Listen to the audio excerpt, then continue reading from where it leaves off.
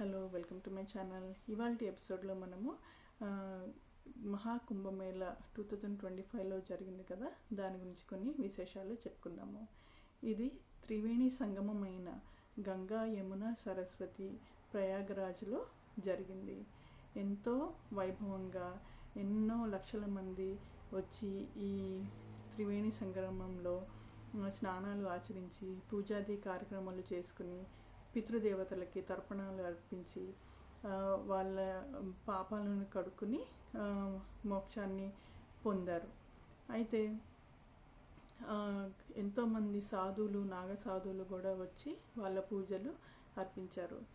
మరి ఈ మహాకుంభమేళాకి ఎందుకంత ప్రత్యేకత ఏర్పడింది అంటే, ఇది 3 గ్రహాల కూటమి వల్ల దీనికి ప్రత్యేకం ఏర్పడింది. ఏంటిది అంటే, ఈ జూపిటర్, సన్, మూన్ ఈ 3 గ్రహాలు ఒక కూటమిగా ఏర్పడినాయి. ఈ కూటమి మళ్ళీ 144 సంవత్సరాలకి ఏర్పడుతుంది. అంటే మళ్ళీ ఈ కూటమి ఏర్పడి ప్రయాగరాజ్లో మహాకుంభమేళా జరగటానికి 144 సంవత్సరాలు వేచి చూడాలి.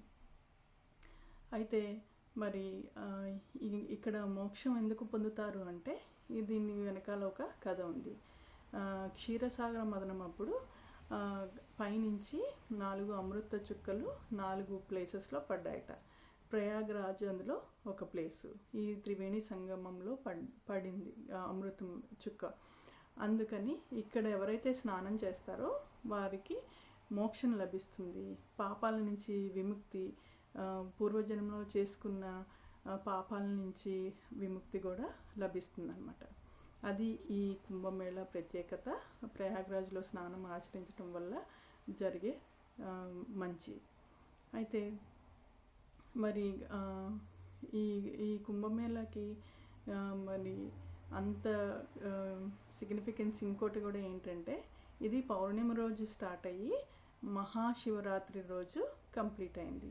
అది ఇంకో ప్రత్యేకత. సో ఇవ్వండి విశేషాలు. మళ్ళీ నెక్స్ట్ ఎపిసోడ్లో ఇంకో టాపిక్తో కలుసుకుందాం. Thank you. Bye bye.